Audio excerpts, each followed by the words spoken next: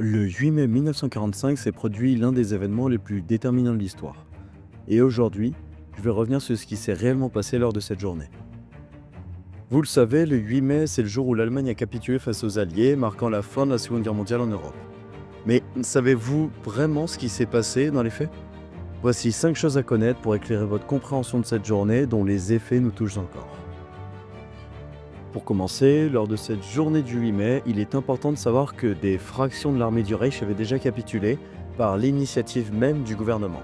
Le 4 mai, les forces du pays en Hollande, au Danemark ou au nord-ouest de l'Allemagne avaient déjà déposé les armes face aux Anglo-Américains afin de se constituer captifs de Washington et de Londres, reconnus pour leur bon traitement à l'égard des prisonniers de guerre.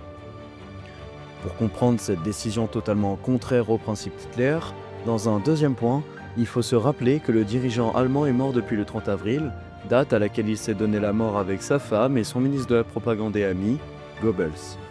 C'est l'amiral Karl Donitz qui a assuré sa succession et qui a encouragé les troupes du Reich à se rendre non pas aux soviétiques, mais à ce qui allait constituer par la suite le bloc occidental.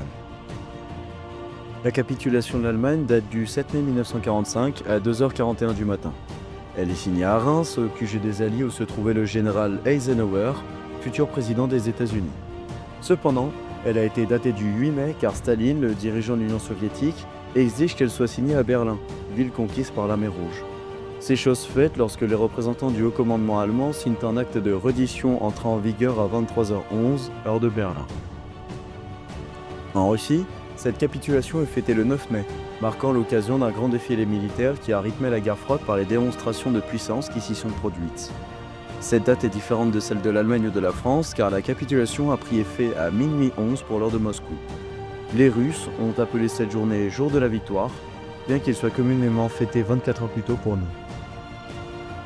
En parlant de démonstration de puissance, il y a une anecdote à propos de la signature du 8 mai à Berlin qui m'a marqué.